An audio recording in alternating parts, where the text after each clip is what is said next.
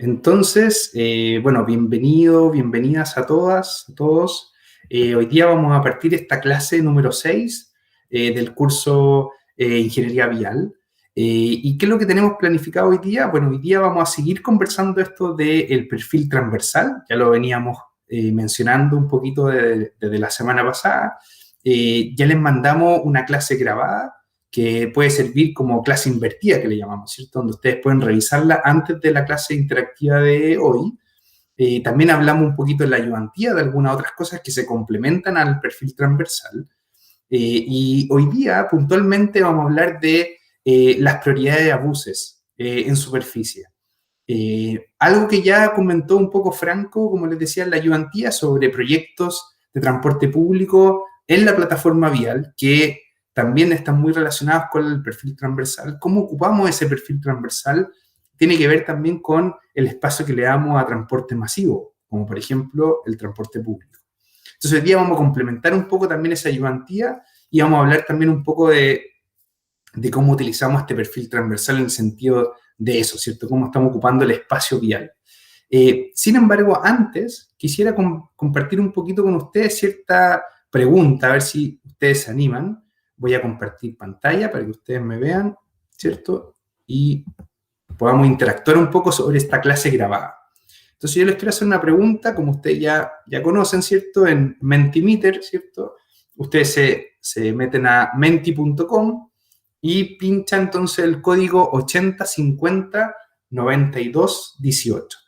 Entonces quiero que de alguna forma hablemos de esta clase grabada que les mandamos y que me cuenten ustedes qué factores afectan el drenaje del agua. Algo súper importante que tenemos que pensar en un perfil, ¿cierto? En una sección transversal. Si no nos hacemos cargo de la agua lluvia, ¿cierto? A eso me refiero con el drenaje del agua, ¿cierto? Agua lluvia, ¿qué pasa con el pavimento, ¿cierto? Se hace súper difícil, es potencial de accidente, entre otras cosas. Hay un deterioro del pavimento si es que se acumula mucha agua. Entonces hay una serie de elementos que están detrás. Y quería preguntarle un poco del feedback que ustedes tuvieron. Idealmente, ojalá hayan podido ver la clase y contarme un poco cómo se ve el drenaje en términos de los factores que afectan. Estamos hablando de taludes que hay que tener, la pendiente, mira, yo les voy dando algunas cosas, ahí, visto, ustedes lo dijeron, pendiente, el estado de la calle, muy importante. Obviamente es importante el número de pistas, también la basura, otros elementos que están detrás, súper importante. Les soplo otra, por ejemplo, el tema de, bueno, de mantenciones, ¿cierto? El tema de los sumideros de agua lluvia, por ejemplo, la capacidad que tengan, tiene que ver también con la basura, lo que se va acumulando ahí, ¿cierto? Perfecto. Infraestructura, las canaletas, muy buen punto. Después de la berma en carreteras tenemos que tener ciertas canaletas o ciertos elementos que vayan drenando las aguas hacia otros lugares, ¿cierto? No nos sirve, obviamente, que esas aguas se canalicen y de repente empiecen a deteriorar el mismo pavimento. Entonces tiene que existir esas canaletas que lleven las aguas a otro lugar. Y hay una serie de obras de hidráulica acá es súper importante la mezcla que se da en vialidad con la especialidad de hidráulica, ¿cierto? Todo lo que tenga que ver con hidráulica urbana, por ejemplo, es todo un desafío. Las redes de alcantarillado, de agua lluvia, perdón. Todo eso es muy interesante acá y se da una muy buena interacción con esa parte de ingeniería en obra, ¿cierto? Que tiene que ver con el diseño del drenaje, justamente como ustedes lo ponen ahí. Pero un gran punto son las mantenciones, ¿cierto? Y acá me recojo de una cosa bien interesante que pasa en Santiago Centro. Y ustedes saben por qué Santiago Centro no se inunda. Creo que lo hablamos alguna vez también en las clases, ¿cierto?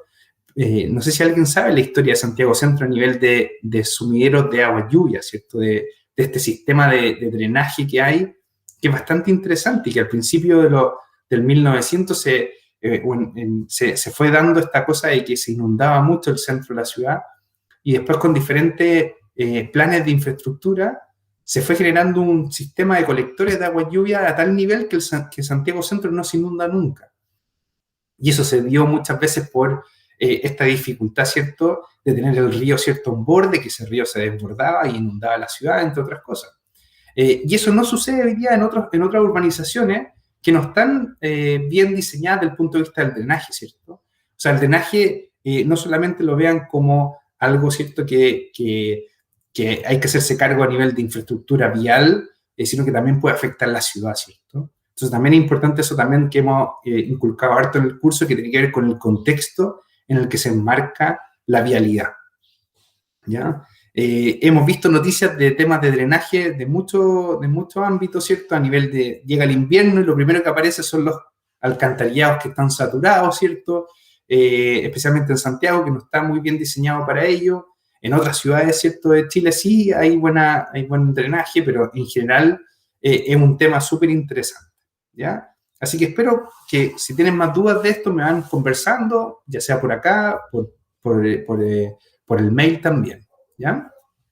Así que muy interesante, lo vamos a guardar acá. Todo esto que ustedes ponen, lo vamos a guardar y lo vamos a dejar en una nueva presentación para después compartirlo con cada uno a través de Canvas, ¿ya? Entonces, hoy día lo que vamos a ver, como les digo, es temas de prioridad de buses, ¿ya? Porfa, síganme y me van avisando cualquier duda que tengan, ¿ya? Hoy día vamos a dividir el tema de la prioridad de buses en 3 tópicos importantes. Cuando tenemos que hacer prioridades en los tramos de vía, o sea, en una sección, en un segmento de vía, cuando hablamos de intersecciones puntuales, un semáforo, ¿cierto? O en los paraderos, ¿cierto?, donde se da la subida y bajada. Bueno, importante, ¿por qué necesitamos prioridad de buses? No sé si alguien se anima a responderme un poco por acá. No sé si se le hace familiar un poco esta intersección. Queda relativamente cerca de la universidad. ¿Alguien se anima por el chat o a viva voz? ¿Por qué un medio de transporte más óptimo que el auto? Ya, perfecto. Pero ¿qué pasa con el auto? ¿El auto puede ser un obstáculo de repente para el bus en ese sentido, siendo que ya es un medio de transporte más eficiente o tiene, Claro. ¿cierto? Y es un poco lo que les llamó la atención con esta foto también. Sabiendo que los sistemas de buses, ¿cierto?, en una vialidad permiten trasladar más gente que un auto, ¿cierto?, ocupando un espacio vial mucho menor. El auto ocupa un espacio importante y por lo general siempre va con un pasajero adentro, o sea, el conductor principalmente. ¿Qué pasa cuando tenemos, por ejemplo, intersecciones donde la cola para hacer un viraje, ¿cierto?, a la derecha, hace que el bus quede atrapado, ¿cierto?, en el taco? Pareciera ser que necesitamos prioridad de buses porque está afectando el resto del tráfico a los buses que entendemos que tienen una mejor o más eficiente movilidad. No sé si alguien quiere hacer otra pregunta o tiene algún comentario. Yo no alcanzo a ver un poco el chat o si alguien levantó la mano, pero interrúmpanme nomás. Gabriel Enríquez dice que transporta más gente y son difíciles de maniobrar. Es un muy buen punto eso del maniobraje, por decirlo de alguna forma, porque tiene que ver también con el diseño. Muchas veces tenemos transporte público, estos buses oruga, más grandotes, ¿cierto?, que muchas veces tampoco están adaptados para la ciudad que estamos teniendo hoy día. Entonces, la vialidad tampoco apoya eso, y también como son transporte masivo, como bien lo hemos dicho, ¿cierto?, es difícil maniobrar también, ¿cierto? O sea, tenemos un vehículo que se detiene, ¿cierto?, y hace un viraje a la derecha en este caso, y el bus tiene que saber maniobrar y no tiene mucho espacio para ello también. Entonces, al final, los vehículos están afectando gravemente, en este caso, en esta imagen, lo que pasa con los buses. Pero a eso también se suma hoy día la bicicleta, se suman los peatones que de repente tienen que cruzar en algunos lugares. Esta foto aparece también los scooters, entre otras, ¿cierto? Así que muy interesante lo que ustedes me mencionan acá, y comparto 100% eso. No sé si alguien más se... Sí, otra cosa. Dice que en el fondo los autos dificultan el tránsito de los buses, pero los buses molestan el tránsito de los autos. Exacto, hay un conflicto mutuo, ¿cierto? Entonces, el vehículo privado, ¿cierto?, el vehículo ahí, el auto, quiere virar a la derecha, ¿cierto? Y eso tiene todo su derecho a hacerlo. Sin embargo, está afectando la movilidad, ¿cierto?, del vehículo de transporte público, y a su vez, muchas veces, el vehículo de transporte público, por tratar de repente detenerse o ir más lento o estar en una parada de buses que no está adecuadamente diseñada, hace que el vehículo liviano, o sea, el auto, no pueda generar un movimiento que desee también. Así que es muy válida ese conflicto que se genera entre auto, ¿cierto?, y bus. Es muy importante también entenderlo así. Súper. Bueno, y por eso necesitamos entonces prioridad de buses, porque necesitamos mejorar este conflicto. Hay un recordatorio, ¿cierto?, que alguna vez tal vez ustedes lo escucharon en alguna clase de transporte, pero que habla del espiral de deterioro del transporte público. Cuando yo tengo más lucas, ¿cierto? Imagínense, ustedes pueden encontrar su primera pega, ¿cierto? Y les va bien, o tienen un aumento de sueldo, o simplemente tienen una pega mejor, que le pagan mejor, etc.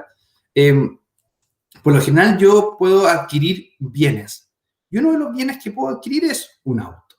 Y al comprarme un auto, bueno, naturalmente si muchos lo hacemos, esto genera mayor congestión.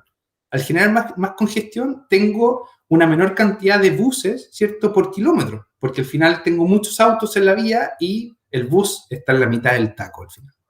Eso genera obviamente un mayor costo de operación para los buses, ¿cierto? Porque obviamente les sale más caro estar ahí, pierden mucha eficiencia, y por lo tanto yo tengo, como operador de transporte público, tengo que aumentar la tarifa porque no me sale a cuenta, ¿cierto? Y eso obviamente genera una espiral donde de alguna forma digo, bueno, es más atractivo el auto porque si es más cara la tarifa del transporte público, me viene mal de alguna forma seguir usando el transporte público porque es muy caro. Y eso vuelve a repercutir en que yo me compro un auto, etc. También hay otra forma también de ver esto. El aumento del transporte, o sea, el aumento del ingreso genera un aumento, ¿cierto?, del uso del auto y disminuye la demanda de buses. Hay menos gente que anda en bus, ¿cierto? O sea, yo me traslado del bus me traslado al auto, me cambio de modo de transporte y obviamente eso disminuye la frecuencia de buses, porque si ya hay menos gente que necesita buses, el operador dice, bueno, necesito disminuir la frecuencia, ¿cierto? No necesito tantos buses circulando.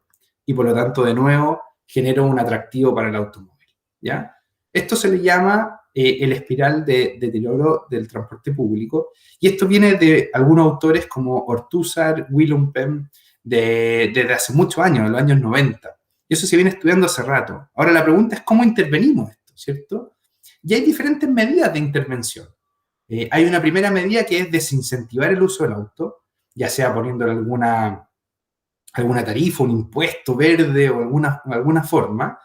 Hay otra que es subsidio a la empresa, ¿cierto? O sea, yo puedo de alguna forma subsidiar a la empresa dándole apoyo para que puedan costear los aumentos de tarifa tal vez o algo por ahí.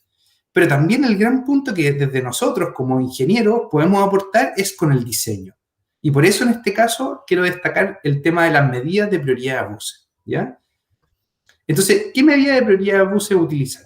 Este tema de las prioridades de buses la viene trabajando Rodrigo Fernández de la Universidad de los Andes, ¿cierto?, de nuestra universidad, hace mucho tiempo, es uno de los iniciadores de este tema, y feliz también si quieren comentar algo, yo se lo puedo traspasar a él también, y él con gusto les va a responder. No sé si alguien preguntó algo tal vez por el chat. Sí, profe, una consulta antes que pase eso. Aquí Gabriel pregunta, ¿ocurre también en el otro sentido esto del espiral? Por ejemplo, subiendo el precio de la benzina. Exacto, también. O sea, yo creo que también el precio de la benzina, por ejemplo, y de otros elementos, como por ejemplo hoy día, por decirlo de alguna forma, no sé, tal vez el impuesto o incluso la misma congestión, hace que también pueda haberse un efecto contrario. Pero eso también le afecta a los operadores, ¿no? ¿Cómo, perdón? ¿También le afecta a los operadores del Transantiago? Exacto. Pero ¿a qué te refieres tú puntualmente? En cuanto a la benzina, ¿qué ocupan? Ah, sí, obvio. O sea, si los buses tienen que costear obviamente el diésel, ¿cierto? En general. Y ese diésel cuesta más, obviamente para ellos va a ser más caro todo el sistema, van a aumentar la tarifa y potencialmente van a tener... ¿Al tiro en la tarifa que cobran? Exacto. O sea, de alguna forma eso repercute en la tarifa porque los costos de combustible los tiene que asumir alguien y quien lo asume somos nosotros los que usamos el transporte público. Ahora, eso se compensa con los subsidios. Hoy día Transantiago, o llamémosle sistema red, tiene subsidios que permiten de alguna forma compensar esas alzas de tarifa.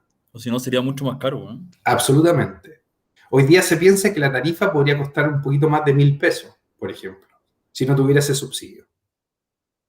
¿Se entiende? O sea, hoy día para que ustedes lo vean, Transantiago se planificó pensando en que iba a tener una parte de diseño, como estas prioridades de buses y otras más, de estaciones intermodales, etcétera, y de alguna forma con este sistema integrado, ¿cierto? El metro como sistema troncal, etcétera.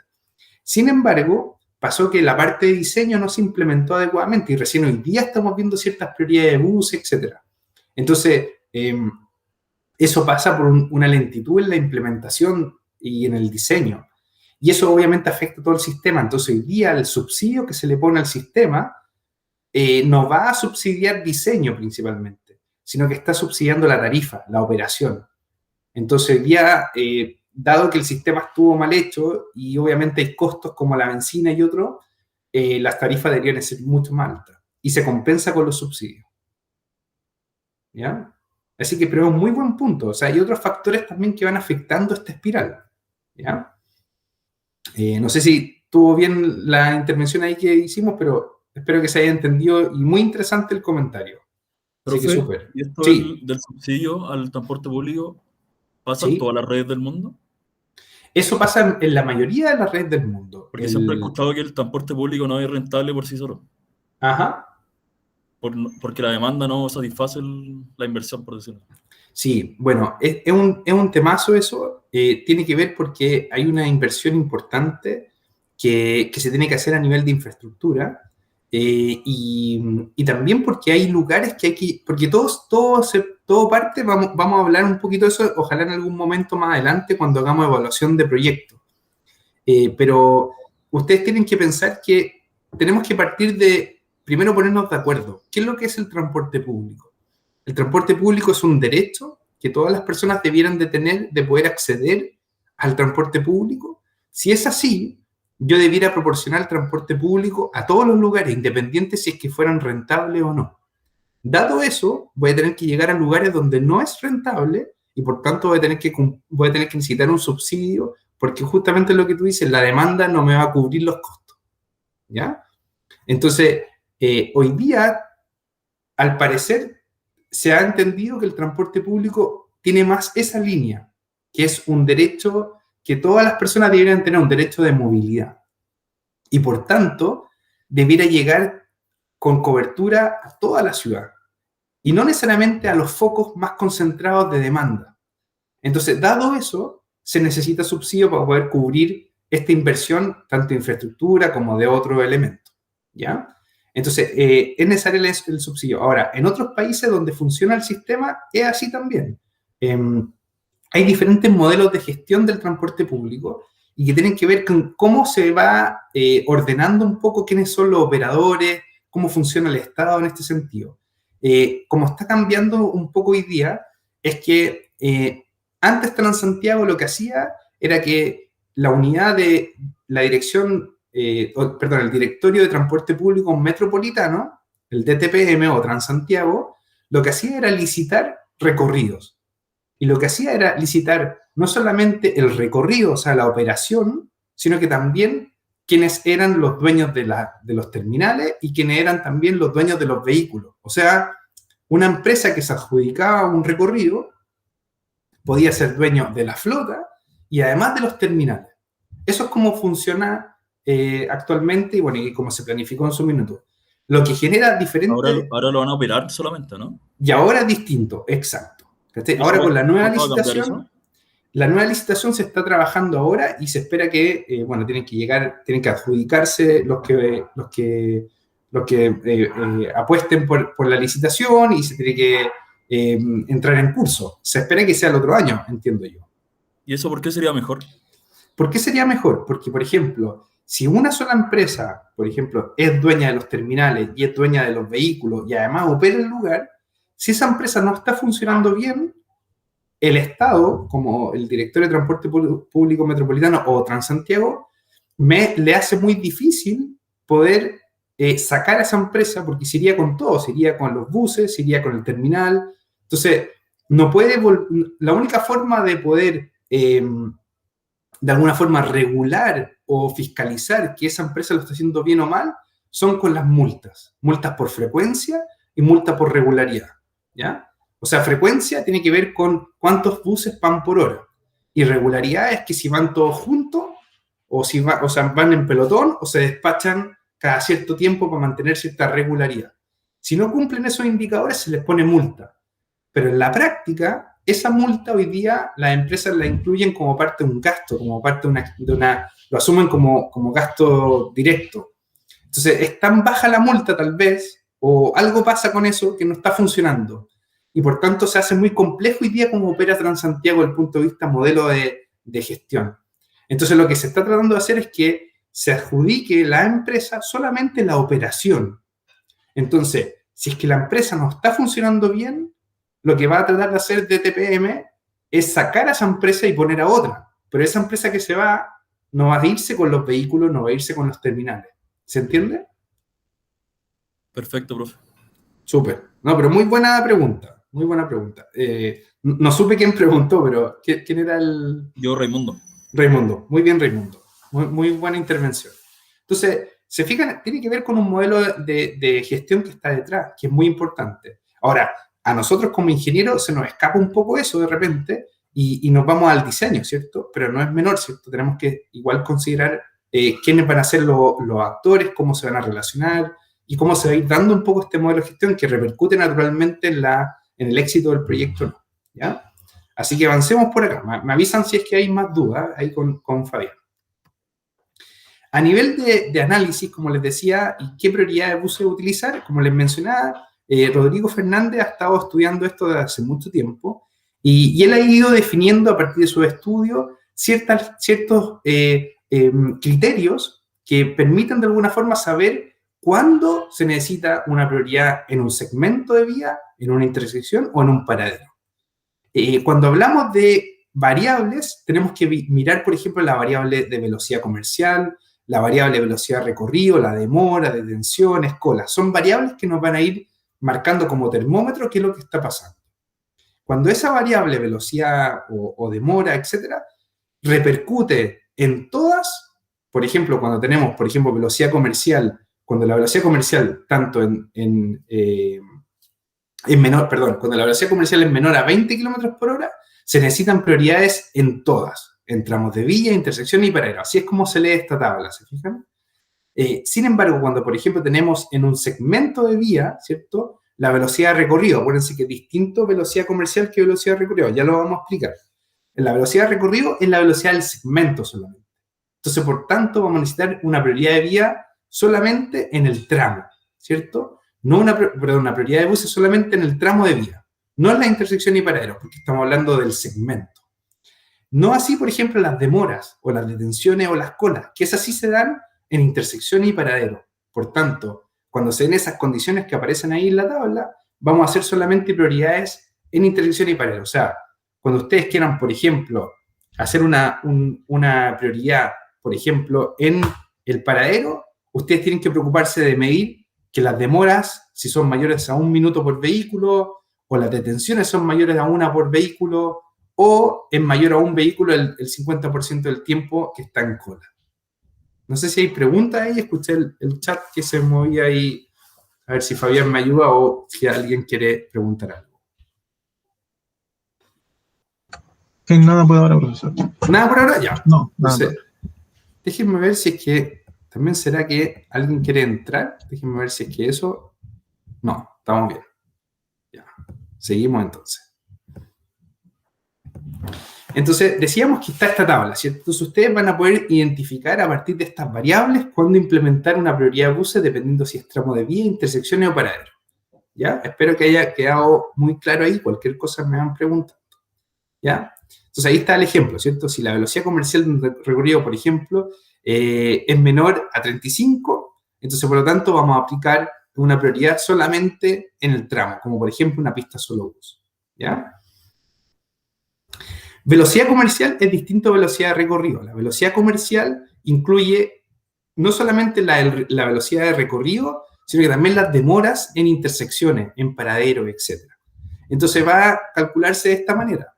El largo del tramo del viaje, ¿cierto? Pero también por el tiempo de viaje. Y el tiempo de viaje incluye todo, ¿cierto? El tiempo que me demoro en el trayecto, el tiempo que me demoro en subir y bajar pasajeros, el tiempo que me demoro en las intersecciones, etc. Es un muy buen indicador para saber cuándo se requiere prioridad de buses y, por tanto, saber de alguna forma cómo, como les digo, cómo ir mejorando un poco la experiencia de viaje dentro del bus, ¿cierto? Porque si mi velocidad comercial es mayor, yo voy a poder llegar más rápido a mi destino, ¿cierto? Entonces, el tiempo de viaje va a ser el tiempo en movimiento, el tiempo en intersecciones y el tiempo en paraderos, ¿ya? Es súper importante que ustedes lo tengan en cuenta. La velocidad comercial, entonces, hay diferentes estudios que han analizado esto, diferentes expresiones, ¿cierto? Algunos lo han entendido, ¿cierto? Como parte del impacto, ¿cierto? Que genera cada detención, ¿cierto? Depende de las detenciones, ¿cierto? De una velocidad de recorrido.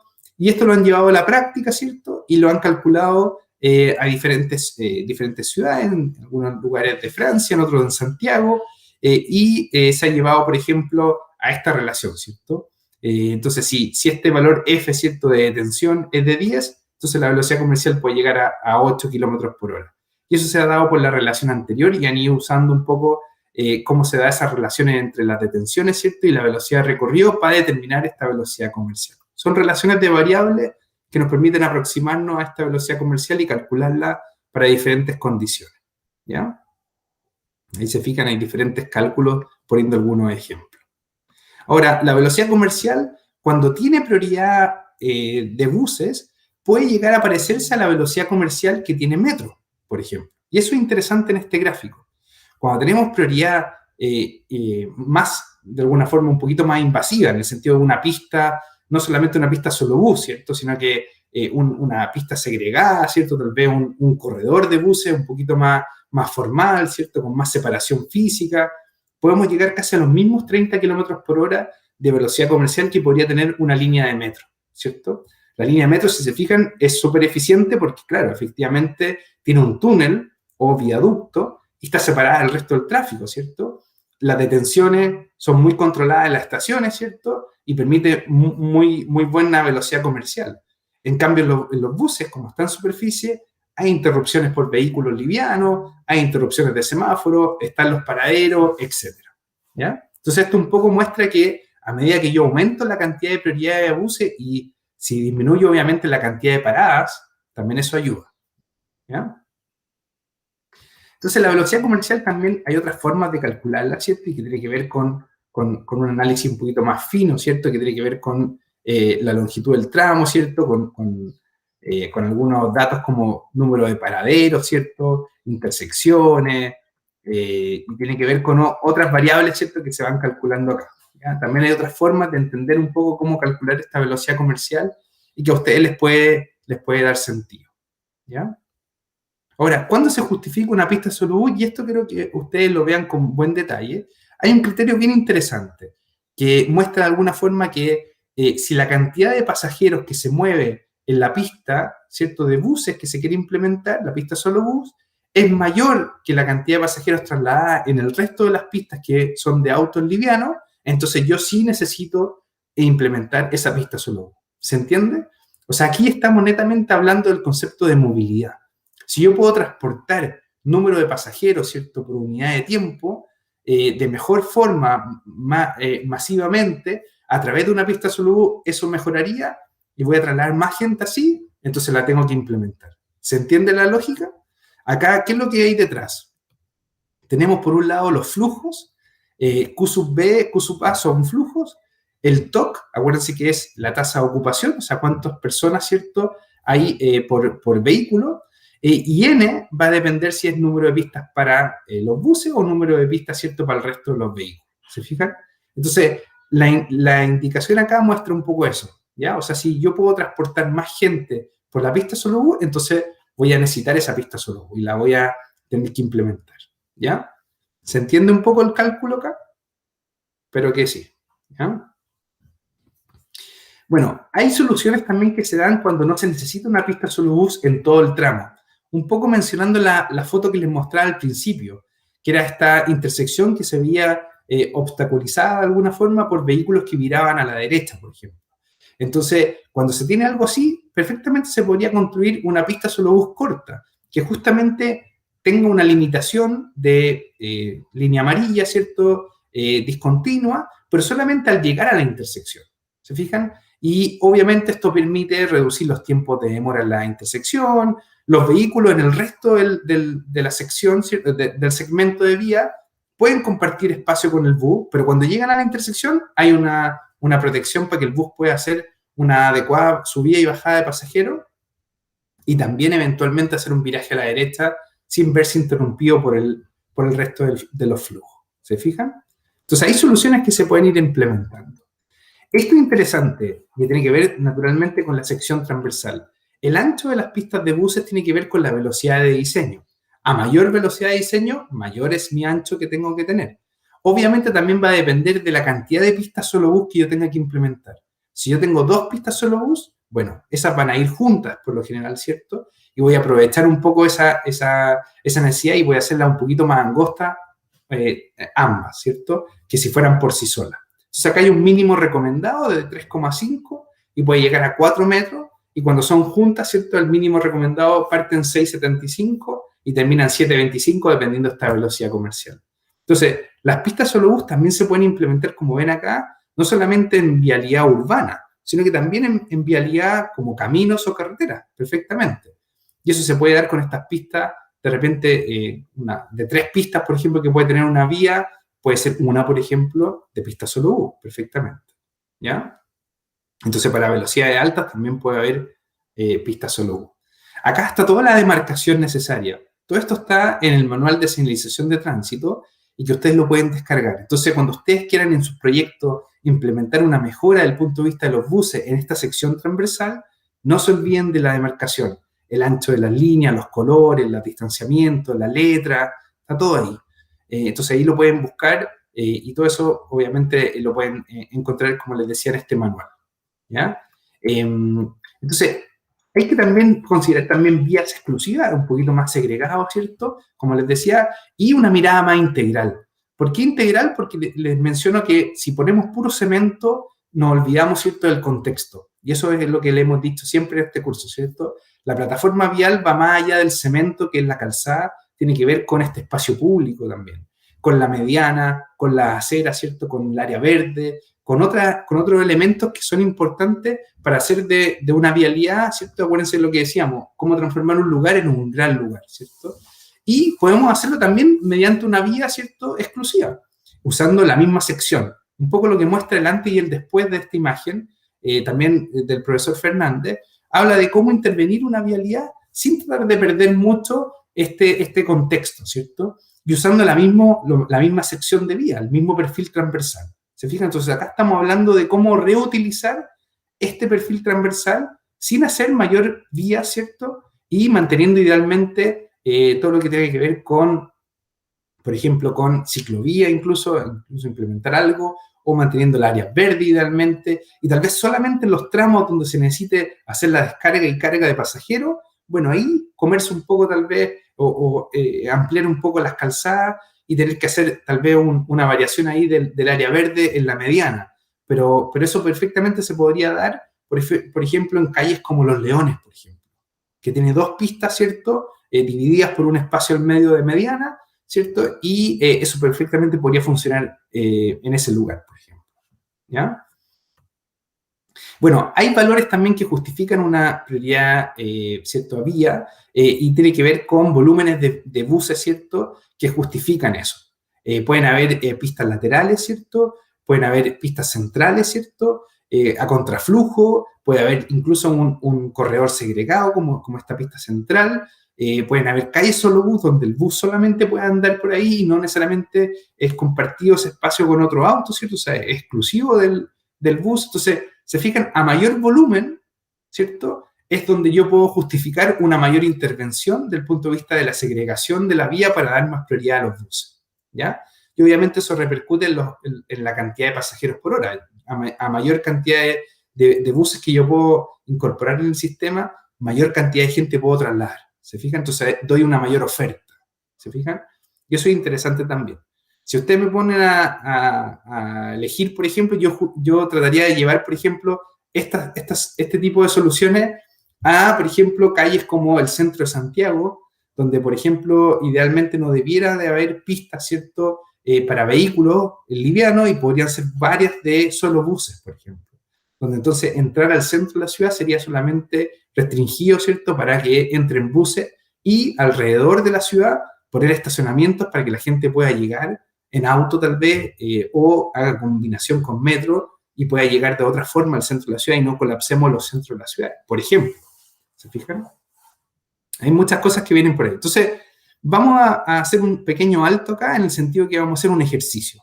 Entonces, quiero que ojalá ustedes puedan estar atentos, atentas, y quiero hacer el ejercicio si tuviéramos esta situación, para que ustedes me entiendan un poco cómo calcular la justificación de una pista solo bus. Y con eso cerramos un poco este tema del tramo de vía. Miren un poco este ejercicio. Dice, una pista solo bus se necesita en una calle de 3 pistas. O sea, tenemos 3 pistas que avanzan en un mismo sentido, el flujo de autos de 2.000 vehículos hora y la tasa de ocupación de los buses de 80 pasajeros por bus y la de los autos es de 1,5 pasajeros por bus. Entonces la pregunta es, ¿cuál sería el mínimo flujo de buses que justificaría una pista solo bus? ¿Ya? Entonces, aquí quiero hacer el ejercicio, entender ustedes cuáles son las variables que están detrás, y si ustedes me pueden ir comentando un poco cómo lo harían. A ver si alguien se anima y me va mencionando.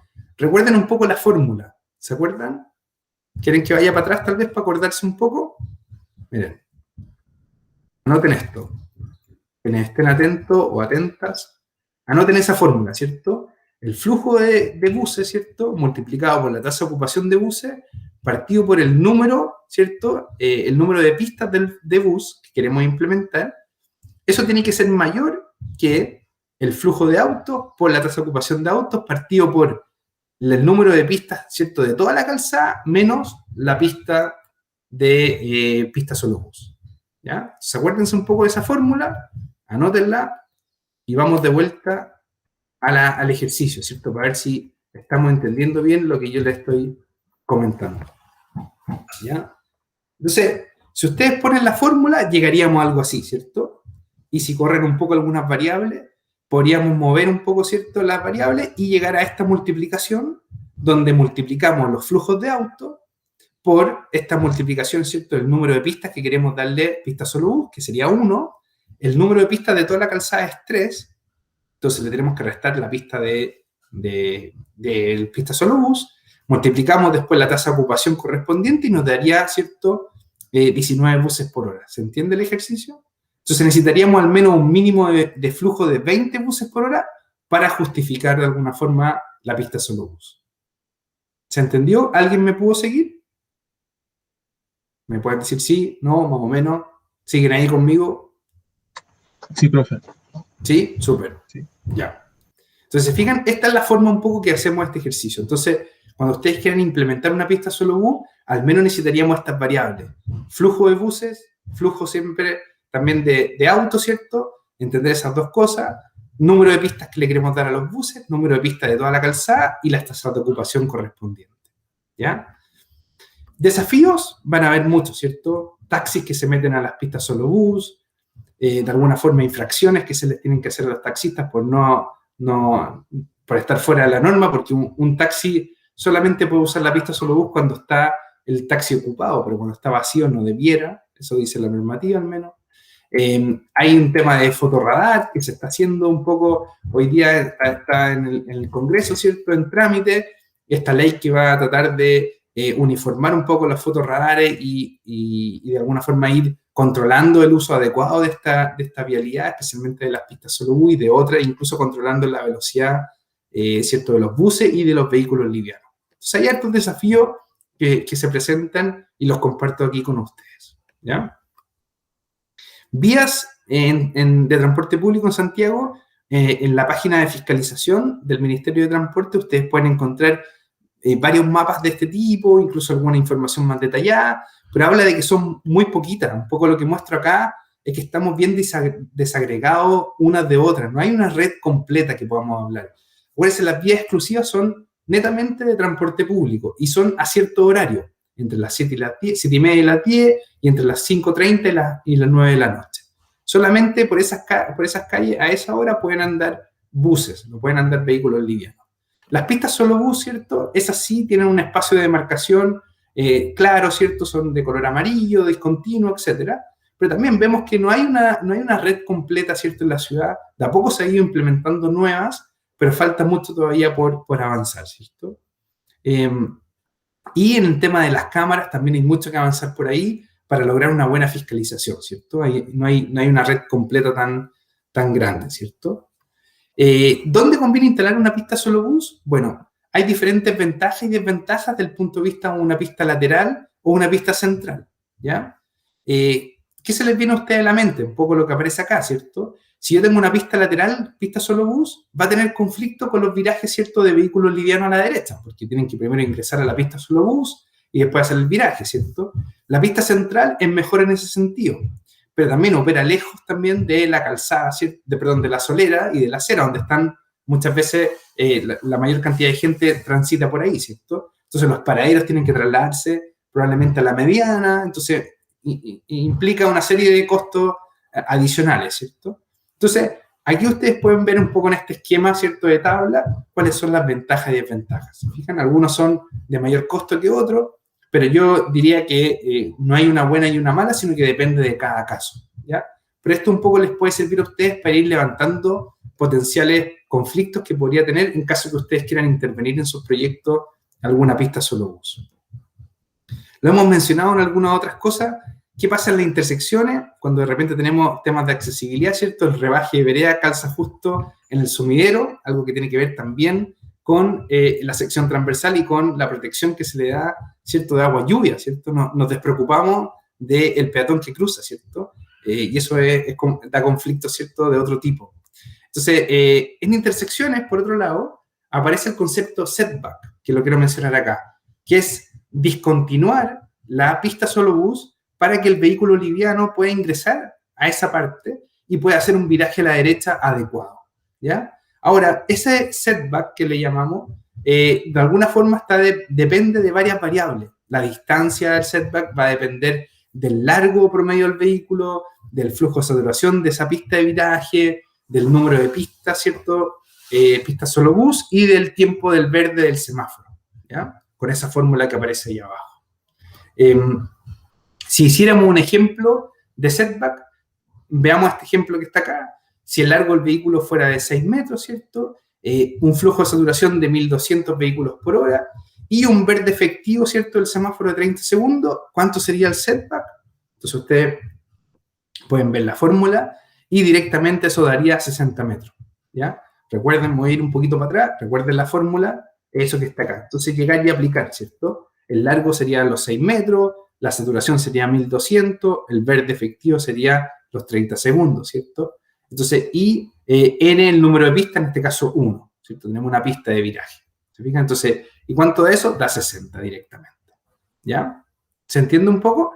Piensen un poco lo importante de esto. 60 metros es más o menos la mitad de cuadra, ¿cierto? O sea, cuando ustedes hacen una prioridad a bus, como la pista solo bus, y quieren hacer este setback, tienen que pensar que el auto al menos debe tener media cuadra para poder hacer la entrada correspondiente y realizar el viraje a la derecha, ¿ya?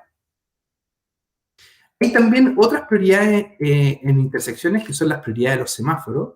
Y aquí, por ejemplo, es importante entender que una prioridad en el semáforo tiene que ver con que el bus muchas veces no pueda salir adecuadamente porque está obstruido por otro auto, ¿cierto? Y no puede salir de la intersección. Lo que se hace muchas veces es generar un presemáforo y ese presemáforo hace que el bus pueda avanzar antes y salir con una verde antes que el resto de los vehículos. Entonces ustedes simplemente hacen un retranqueo de la línea de detención y generan un semáforo especial activado para buses, cosa que sea distinto al semáforo que es del resto del tráfico. ¿Se fijan? Entonces, y esto se da muy bien, por ejemplo, en intersecciones bien saturadas, ¿cierto? Idealmente con ciclos semáforo corto y razón de verde efectiva alta, ¿ya?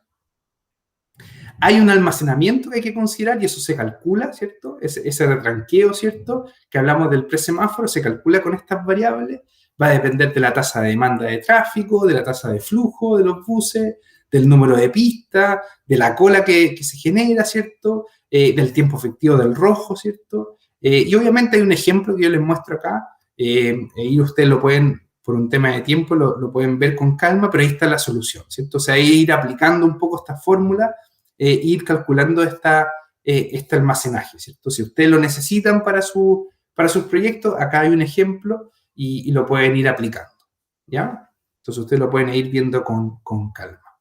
Hay un sistema de control de semáforo en algunas ciudades, ¿cierto? De diferentes partes del mundo. Lo que se hace es que el bus, cuando se aproxima a la intersección, se activa a través de GPS, se hace una triangulación, semáforos inteligentes permiten activar o acelerar la verde y así el bus puede tener una verde y no llegar, ¿cierto?, a la intersección esperando el rojo. Entonces, hay una activación, ¿cierto?, dependiendo de los buses, ¿cierto?, y eso se controla a través de un centro automatizado, ¿cierto?, y se da prioridad entonces al bus por sobre el resto de los vehículos. Entonces, y eso naturalmente hace que las demoras se reduzcan, ¿ya? O sea, hay soluciones de este tipo y se implementan de forma bien automatizada usando inteligencia artificial o programación también. Bueno, y el tema de los paraderos, que es el último tema que me gustaría conversar con ustedes aquí en esta clase, habla de por qué es necesario tener paraderos. Bueno, es el lugar de carga y descarga de pasajeros y hoy en día también se da que es un espacio también un poquito más amplio, ¿cierto? Tiene que ver con comercio que se conecta al paradero, es un espacio de intercambio y se dan otras lógicas, ¿cierto? Y los paraderos son necesarios, ¿cierto? Ahora, ¿cómo los trabajamos? Bueno, hay una serie de elementos importantes para poder diseñar paraderos. Primero, el espaciamiento. ¿Cuánta distancia tiene que tener un paradero de otro?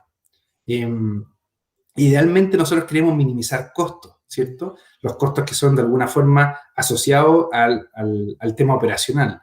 Yo también quiero tratar de reducir los impactos, ¿cierto? El tiempo de acceso a los paraderos, ¿cierto? La demora, el costo de detención, ¿cierto? Entonces, hay una serie de impactos que yo quiero reducir y un poco busco que el diseño de paraderos vaya en esa línea. Hay una fórmula que les va a permitir a ustedes calcular ese distanciamiento y tiene que ver con esta fórmula que está acá. Si ustedes la necesitan para sus proyectos, la pueden utilizar, ¿ya? Cada uno de estos elementos está explicado en la siguiente diapositiva, que aparece acá. Básicamente, el distanciamiento va a depender de la operación, ¿cierto? Esta distancia óptima va a depender del flujo, ¿cierto? De la tasa de ocupación, ¿cierto? Del valor del tiempo, ¿cierto? Y de una serie de otros elementos que aparecen acá, ¿ya? Entonces, es importante, como dice ahí, se considera que los usuarios perciben el tiempo de caminata como 2,5 veces el tiempo de viaje. Entonces, es importante cómo se valoriza también ese tiempo de caminata, ¿cierto? Mientras más lejos me queda el paradero, ese tiempo de valorización es mucho mayor, ¿ya? Entendiendo un poco cómo se diseña esto, también ustedes pueden simplificar el análisis incorporando algunas variables que salen de los precios sociales, como por ejemplo el tiempo de viaje, ¿cierto? Y pueden llegar a la fórmula que aparece ahí, la fórmula en el círculo 1. El distanciamiento se puede abreviar como eso. Entonces, y cada uno de estas variables va a ir dependiendo, por ejemplo, si ustedes quieren calcular el número de paraderos óptimo, ustedes van a calcular, ¿cierto?, el largo del recorrido, el L sub T, pero dividido en este distanciamiento óptimo. Y ahí van a ver cuántos números de paradas tienen que tener. Pasajeros que suben, pasajeros que bajan, van a ir dependiendo un poco también ahí de cuál es el flujo de que suben y flujo que baja. ¿Alguien quiere hacer alguna pregunta? ¿Estamos bien? Ok, seguimos. Entonces, la pregunta es, ¿dónde ubico un pasajero? O sea, perdón, ¿dónde ubico un paradero? Bueno, lo tengo que ubicar al inicio, ¿cierto? Al inicio de la esquina, ¿cierto? De una cuadra, a mitad de cuadra o al final, ¿cierto? De la cuadra, cuando ya paso la intersección. Hay diferentes estudios que muestran los beneficios y las desventajas, ¿cierto?, que genera unos por sobre el otro. Obviamente, si yo estoy justo en la esquina, ¿cierto?, el paradero es beneficioso porque es más próximo, ¿cierto?, a las actividades en general que se dan en una esquina, ¿cierto?, la proximidad a los servicios, ¿cierto?, o a edificaciones alrededor, pero genera conflicto, ¿cierto?, de viraje a la derecha, para los vehículos livianos, por ejemplo. Si estoy a mitad de cuadra, me evito ese conflicto, tal vez de viraje, pero estoy más lejos del acceso, ¿cierto?, a los servicios, ¿cierto?, o a las edificaciones, ¿cierto? Si estoy posterior a la cuadra, si estoy pasado a la cuadra, me evito también el conflicto de viraje a la izquierda, ¿cierto? Pero una acumulación de buses puede hacer bloquear la intersección también. Cada una de estas soluciones tiene su beneficio y su costo. Entonces, obviamente ustedes tienen que considerar la cantidad de vehículos virando a la derecha, las obstrucciones físicas, o peatones, por ejemplo, que necesitan cruzar, tiempo de ciclo de los semáforos, son elementos que son necesarios para definir dónde poner el paradero. También factores que deciden dónde poner el paradero, bueno, lo pueden ver a través de este esquema, que está en inglés, ¿cierto? Viene de este sistema de Londres, ¿cierto? Y habla de que hay que considerar todos los factores, desde el conductor, desde el ancho de la vía, desde obstrucciones que existan, cruces peatonales, todas las cosas son importantes, que acá aparecen todos los puntos importantes para considerar. ¿Se fijan? Si existe refugio o no en el paradero, las conexiones, ¿cierto? Minimizar idealmente las caminatas, en fin, ¿cierto? Se fijan, hay que considerar todos estos elementos. Capacidad de un paradero, para ir avanzando un poco más rápido también, un paradero simple tiene una capacidad, por ejemplo, de 109 buses por hora, capacidad teórica. Cuando son 2 sitios, ¿cierto? Ahí se aumenta la capacidad, pero no necesariamente en la misma proporción. Y cuando tengo 3 sitios, también aumenta la capacidad, pero no necesariamente también en la misma proporción. ¿Qué quiero decir con esto? Que muchas veces la maniobra de los buses hace que la capacidad no se aumente en la misma proporción. Por ejemplo, si un bus efectivamente no se detiene justo en el sitio 1, va a hacer que el bus que viene desde atrás no pueda ingresar al sitio 2, por ejemplo. Y por tanto se pierda eficiencia en el paradero. Lo mismo pasa cuando se tiene 3 paraderos. Entonces, en general, cuando se necesiten más de 3 sitios, no 3 paraderos, 3 sitios, cuando se necesiten más de 3 sitios, ustedes tienen que idealmente pasar a paraderos divididos. O sea, juntar 2 sitios en un paradero y otros 2 sitios tal vez en otro paradero a una distancia determinada, ¿ya? Y eso se da porque, bueno, tenemos nosotros de alguna forma que preocuparnos de la capacidad, ¿cierto? Y tiene que ver con las demoras. Entonces, cuando de alguna forma el grado de saturación, ¿cierto?, de un paradero llega alrededor del 60%, o sea, el 0,6, yo voy a empezar a ver que las demoras empiezan a dispararse exponencialmente. Entonces yo trato de llegar a una situación, ojalá, menor al 0,6, ¿ya? Eso es importante para que ustedes entiendan cómo se va analizando la capacidad en un paradero de bus, ¿ya? Paraderos divididos, como les decía, se pueden separar las paradas teniendo 2 sitios a unos 30, 36 metros de distancia, y eso se da principalmente cuando ustedes tienen una demanda superior a los 1.800 pasajeros por hora por kilómetro, ¿ya? También es importante algunos diseños, ¿cierto?, de paradas, ¿cierto? Cuando tenemos, por ejemplo, estacionamientos, se puede extender el andén, ¿cierto?, con alguna plataforma, cosa de que el bus se le haga más fácil poder hacer la carga y descarga de pasajeros. Si no, se vería habría un conflicto directo donde el bus no puede ingresar a la zona de parada. Entonces, acá hay ciertas dimensiones que ustedes pueden utilizar para poder hacer adecuadamente un diseño de parada con el bus, ¿cierto?, manteniendo las mismas condiciones, pero extendiendo este andén. ¿Se fijan?